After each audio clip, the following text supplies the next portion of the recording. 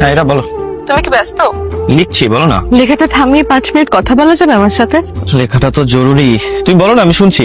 আগেও যেমন গুরুত্বহীন ভাবতে, এখনো তাই ভাবো। এগুলো কি ধরনের কথা? তা সত্যি, তাই বলছি। লেখাটা তো টাইমলি দিতে হবে, বারবার ফোন দিচ্ছে, ডেডলাইন মিস করলে তো ঝামেলায় পড়ে যাবো। এখন রাখছি, কথা বলতে ভালো লাগছে না। আচ্ছা আমি ফ্রি হয়ে তোমায় কল দিচ্ছি, ঠিক আছে?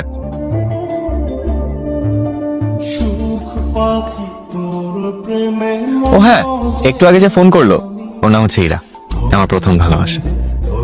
সময়, পরিস্থিতি, পরিবেশ সবকিছু মিলিয়ে আমাদের ভালোবাসার রূপটা ঠিকই বদলায়, ভালোবাসাটা কিন্তু আগের মতোই রয়ে যায়। একটা সময় মনে হতো ইরাকে ছাড়া আমি কিভাবে বেঁচে থাকবো। এই ঘরের প্রত্যেকটা জিনিস, প্রত্যেকটি আসবাবপত্রে ইরার ছোঁয়া আছে। শখ করে মনের মতো করে সবকিছু কিনে ঘরটা সাজিয়ে দিয়েছে। এরা এখন আমার জীবনে আছে, তবে আমি এখন ইচ্ছে করলেই বলতে পারি না যে চলো না আমরা একটু ঘুরে আসি, কারণ ইরার এখন নিজের সংসার আছে। একটা সময় কিন্তু আমি আর ইরাও নিজেদের সংসারের স্বপ্ন দেখতাম। আচ্ছা ইরা, আমি একটা বিষয় নোটিস করলাম, তোমার যেদিন খাওয়ানোর দিন থাকে সেদিন তুমি পুরা আমি এটা খাবো, চলো ওইটা খাই, না এটা এত কম নিয়েছো কেন, ওইটা বেশি করে নাও। আমার যেদিন খাওয়ানোর দিন থাকে সেদিন তোমার ইদার খিদা থাকে না, নাহলে তোমার অ্যাসিডিটি হয়, নাহলে তুমি এত খেতে পারবে না।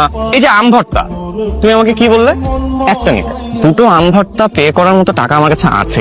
একসাথে খেলে ভালোবাসা বাড়ে। তার মানে কি যে তোমার যেদিন খাওয়ানোর দিন থাকে সেদিন তুমি ইচ্ছে করে ভালোবাসাটা কমাও, তাই না? আচ্ছা, এটা ভালোবাসা কমানো বাড়ানো নয়, এটা ব্যালেন্স।